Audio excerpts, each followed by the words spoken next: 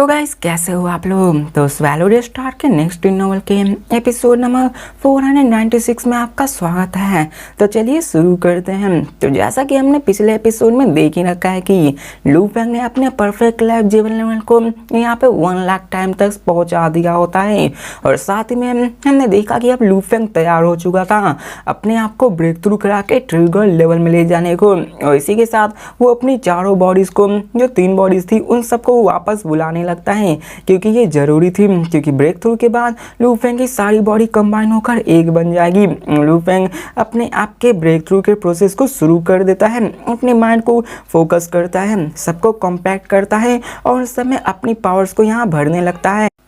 और यहाँ पर दिखाया जाता है कि लू फेंग अपने बॉटम के हार्ट को वहाँ पे गोल्डन ओशन से फ्लो अप करने लगता है, जो कि असल में रिमोट ओशन की बॉडी की पावर होती है। और इसमें से बाउंडलेस एनर्जी लू फेंग के अर्थलिंग बॉडी के अंदर सर्ज होने लगती है।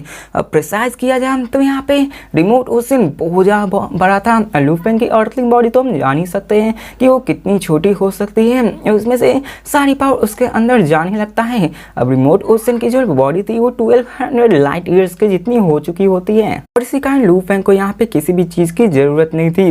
और अब दिखाया जाता है कि लू फेंग की जो अर्थलिंग बॉडी होती है वो पावर अप होना शुरू हो जाती है और लू फेंग उसमें अपने आप को पावरफुल बनाने लगता है। और लू फेंग इन सब चीज के बारे में जानता था। अब यहाँ पे हमें गॉड कंट्री का सीन दिखाया जाता है, जहाँ पे लू फेंग अपने गॉड कंट्री तक को बड़ा करने लगता है। उसकी गॉड कंट्री लिमिट पे आ चुकी होती है, वो एक्सपैंड करना भी शुरू हो चुका होता है, जिसके बाद वो अपनी एनर्जी को और भी एब्जॉर्ब करना शुरू कर देता है। और यहाँ पे लू फेंग का यही चीज होता है। अब यहाँ पे कोई भी जब ट्रू गॉड बनता है तो उसकी अपनी एक मिनिएचर यूनिवर्स होती है, जैसा कि हर ट्रू गॉड के पास होता है। लेकिन चलो देखते क्या लू फेंग के पास कुछ अलग ट्रू गॉड के लेवल पे मिनिएचर यूनिवर्स आती है या फिर नहीं। दिखाया जाता है उसकी पूरी की पूरी गॉड कंट्री ट्रेम्बल होने लगती है, चारों तरफ एंडलेस केओटिक एयर फ्लो आने लगती है, ट्रेमेंडस अमाउंट ऑफ एनर्जी वहाँ फैल रही होती है, चारों तरफ वहाँ पे एक्सपेंशन नहीं हो रहा था। लू फेंग का गॉड कंट्री बड़ा होते जा रहा था और दूसरे वॉइड पैसेज की तरफ जाने लगता है। ऐसा लग रहा था कि लू फेंग के गॉड कंट्री के सामने जो चीज भी आएगा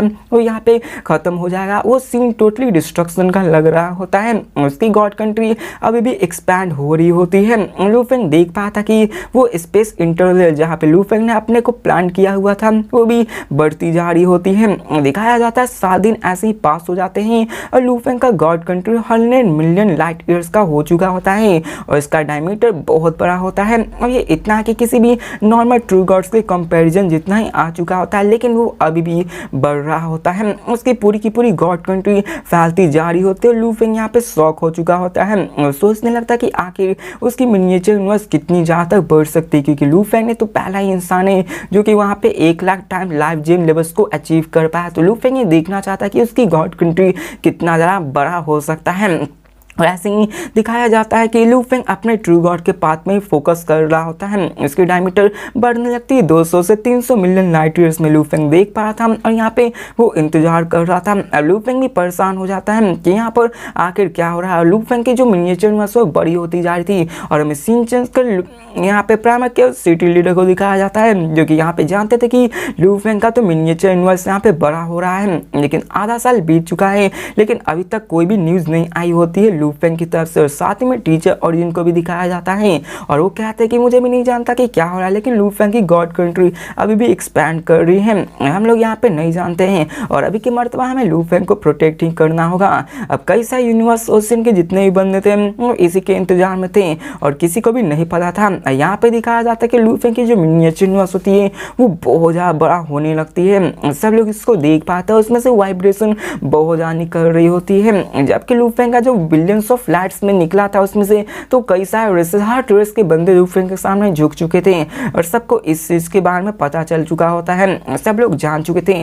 अब यहाँ पे बहुत लोगों को लू फेंग का मिनिएचर भी दिखता है, जिसको देखकर वो सभी हैरान हो जाते हैं क्योंकि ये मिनिएचर बहुत ज़्यादा बड़ा हो चुका था। और हमें पता चलता कि आधे साल में लू फेंग का miniature universe 1 billion light years तक फैल चुका होता है, जो कि बहुत बड़ा होता है। पर्पल मून होली लैंड्स का भी डायमीटर 210 मिलियन लाइट ईयर होता है। है। इस टाइम पर होली लैंड का भी डायमीटर सिर्फ 320 मिलियन लाइट ईयर्स है। दोनों होली लैंड है जो कि री-इनकार्नेशन को ट्रांसेंड करके आए हुए थे, लेकिन फिर भी लू फेंग का यहाँ पे मिनिएचर उन सबसे भी बड़ा था। अब यहाँ पे हमें दिखाया जाता है कि सारे बंदे उसी को देख रहे थे। पर्पल मून ये सभी देखकर हैरान हो जाते, किसी को विश्वास नहीं होता। जितने भी यूनिवर्स ओशन के बंदे थे जो कि लू फेंग के एनिमीज थे, वो तो यहाँ पे अपने इल्यूजन में चले गए थे कि लू फेंग ऐसा कैसे कर सकता है। और जो यहाँ पे जानते थे कि लू फेंग इतना खास है, लू फेंग को पसंद करते, वो बहुत ही खुश होते हैं यहाँ पे लू फेंग ऐसा है जो कि सेक्टर 20 से डील कर सकता है। यहाँ तक कि ट्रू ऑरिजिन, टीचर ऑरिजिन भी ऐसा नहीं कर सकते हैं।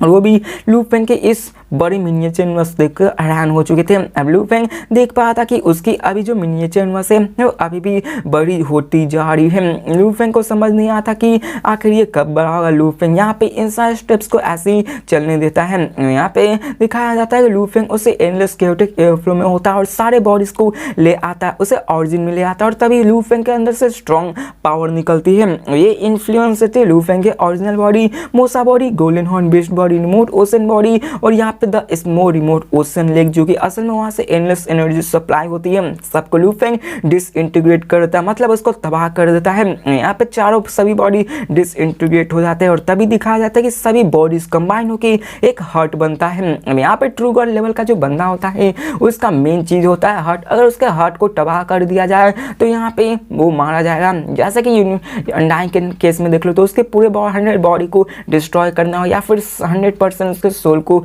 मारना होगा। सोल अटैक से ही मारा जा सकता है, लेकिन यहाँ पे ट्रू गॉड को मारना है तो उसके हार्ट को मारा जा सकता है। और यहाँ पे ट्रू गॉड की मुझे ख्याल से ये बहुत ही बड़ी वीकनेस है, क्योंकि यहाँ पे हार्ट ऑफ ट्रू गॉड को डिस्ट्रॉय कर दिया गया तो वो ट्रू गॉड बचेगा ही नहीं। अब लू फेंग ऐसे ही करने लगता है। लू फेंग की जो ट्रू गॉड की हार्ट होती है ना, वो किसी भी नॉर्मल बंदे से 1000 टाइम ज़्यादा पावरफुल हो चुकी थी। लू फेंग की विल पावर चारों फैलने लगती है। दिखाया जाता है कि तभी वहाँ पे लू फेंग का ह्यूमन बॉडी वहाँ पे अपीयर होने लगता है, मतलब सारे बॉडीज को कंबाइन करके लू फेंग का ह्यूमन बॉडीज बनने लगता है। और उसकी लू फेंग की पावर बहुत बहुत बहुत ज़्यादा बढ़ चुकी होती है। उसकी पावर 100 टाइम्स तक बढ़ने लगती है। लू फेंग की जो पावर होती है वो बहुत ज़्यादा आगे जाने लगती है। और जबकि लू फेंग यहाँ पे ट्रू गॉड बन चुका होता है तो यहाँ पे वो इसी सब के बारे में था, वो अपने पावर को मैक्सिमम पोटेंशियल तक यूज कर सकता है। लू फेंग फाइनली यहाँ पे ट्रू गॉड बन गया, क्योंकि ट्रू गॉड बनने की निशानी होती है कि उसका अपना ट्रू गॉड हार्ट बन चुका था।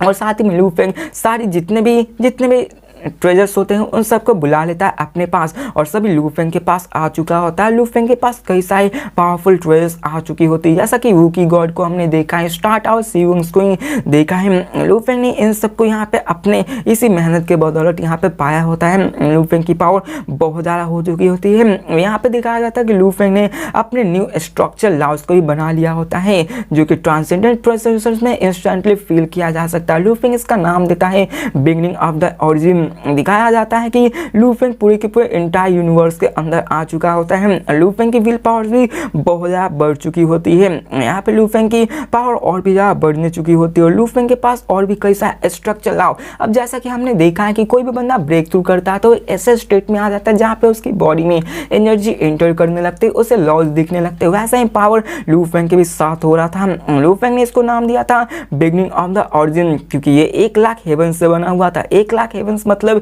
समझ लो कि वही 1 लाख लाइफ जिन लेवल्स को लू फेंग ने अचीव किया था।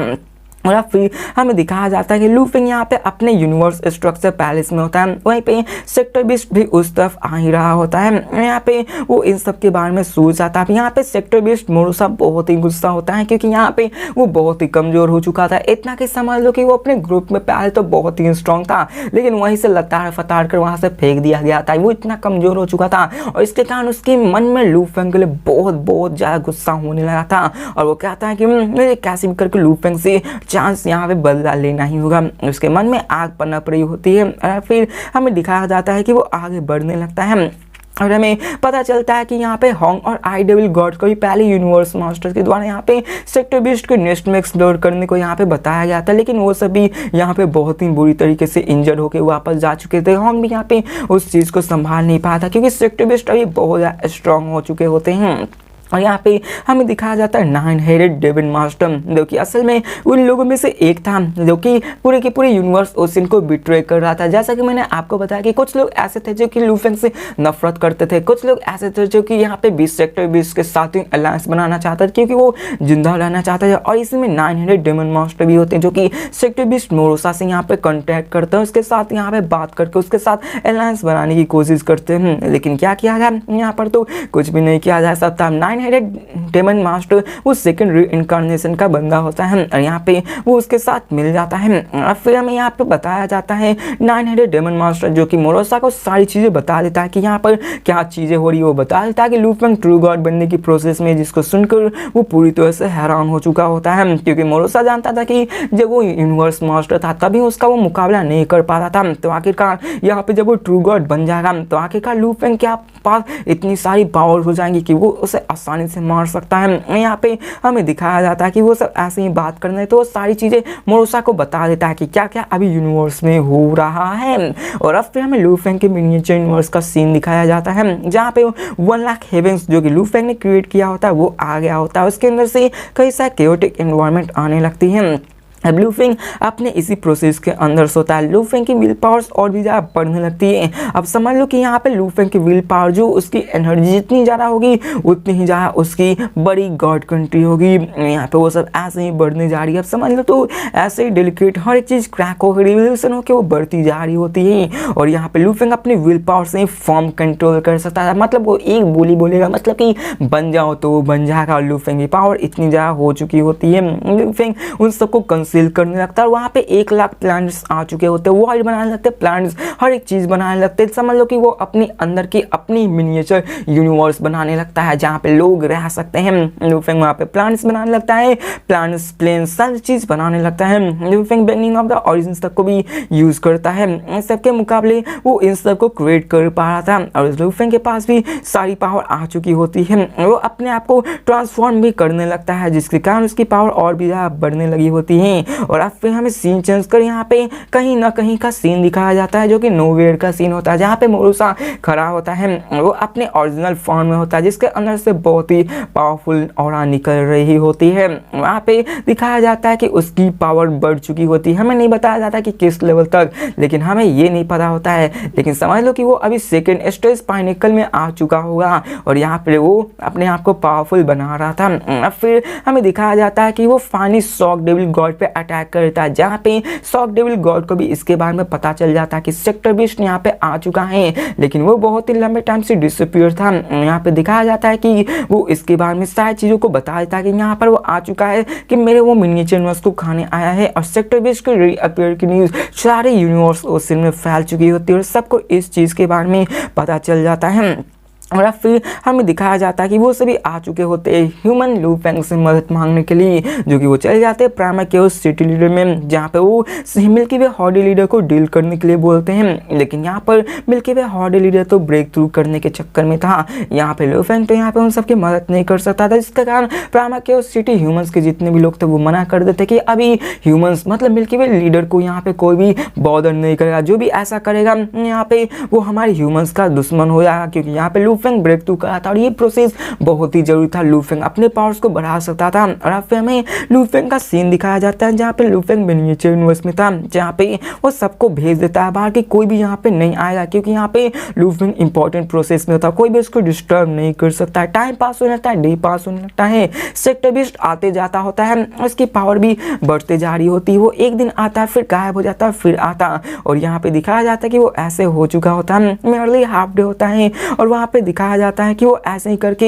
एक मिनिएचर दो यूनिवर्स ऐसे ही करके वो खाने लगता है, जबकि लू फेंग तो वहाँ पे था ही नहीं, क्योंकि उसे पता था कि लू फेंग ब्रेक थ्रू में और तब तक वो अपने आप को पावरफुल बना सकता है।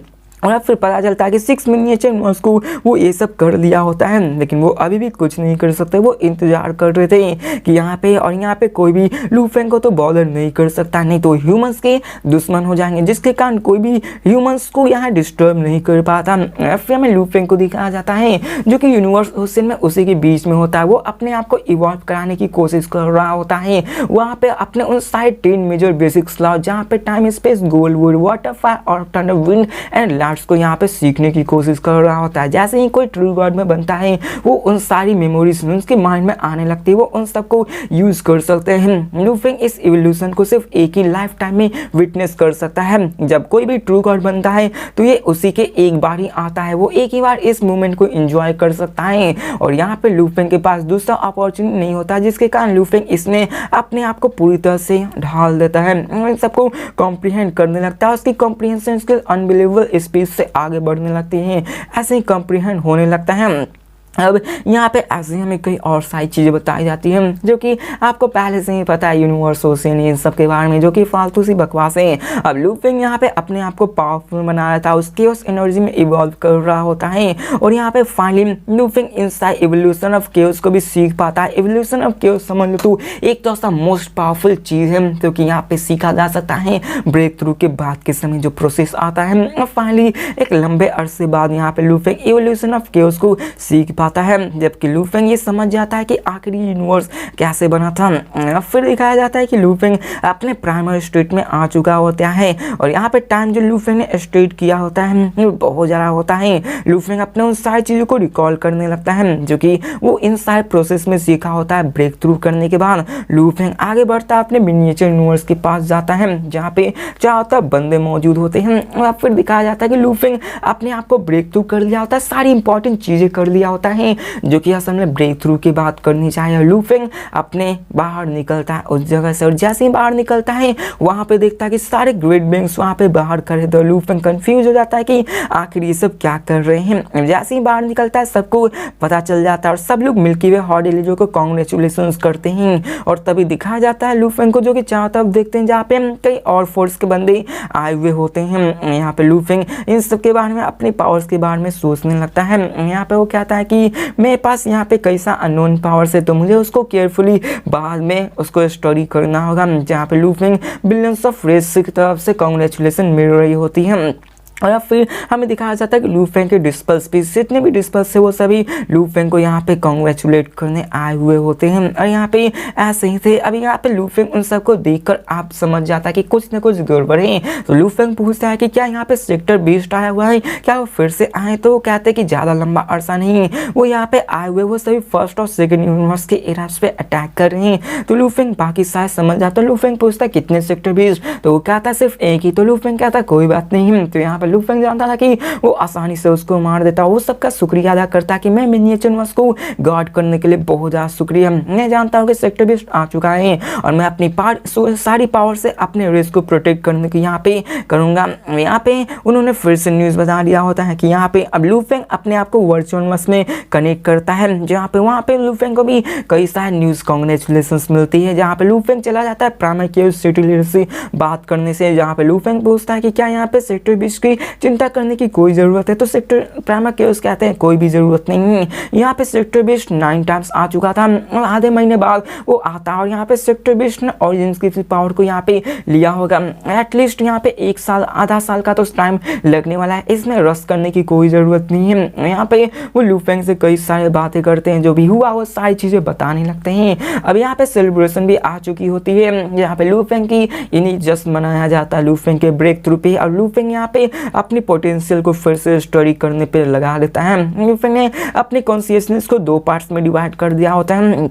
अब यहाँ पे लू फेंग अपने आप को फिर से उन सारे स्किल्स को सीखने में लगाता है, क्योंकि यहाँ पे ये समय लू फेंग के लिए बहुत ही अच्छा है। लू फेंग चाहेगा तो यहाँ पे आराम से मोसा को मार सकता है, लेकिन यहाँ पे लू फेंग इन सब की चीज़ में नहीं था। लू फेंग अपने आप को और भी ज़्यादा पावरफुल बनाने लगता है, लू फेंग और भी इन सब को सीखने लगता है। यहाँ पे हमें दिखाया जाता है लू फेंग को जो कहता है कि मैं आराम से 3rd लेवल सेक्टर 20 को मार सकता हूँ। महीने बीत चुके होते हैं, यहाँ पे सेक्टर 20 अभी नहीं आया होता है और चारों तरफ यहाँ पे केओस का साइलेंस दिखाया जाता है। हमें दिखाया जाता है मोरोसा को, जो कि फाइनली 2 लेवल्स के पाइनिकल पे आ चुका होता है। यहाँ पे उसकी पावर्स भी बढ़ चुकी होती है, जिसके बाद वो कहता है मैं आ रहा हूँ, या तो मैं तुम्हें मारूंगा या फिर कुछ और ही हो सकता है। और फिर हमें दिखाया था लू फेंग को जो कि अपने पावर को बढ़ाने लगता है। उसकी पावर बहुत ज़्यादा बढ़ चुकी होती है। इसकी पावर 1,00,000 टाइम्स लाइफ जेम्स के बाद बहुत ही सर्च की तरफ आगे बढ़ने लगती है और दिखाया जाता है कि लू फेंग के पास एक वैरायटी ऑफ पावर आ चुकी होती है जो कि असल में इनविंसिबल एंड फॉर्मलेस होती है, जो कि बहुत ही पावरफुल थी।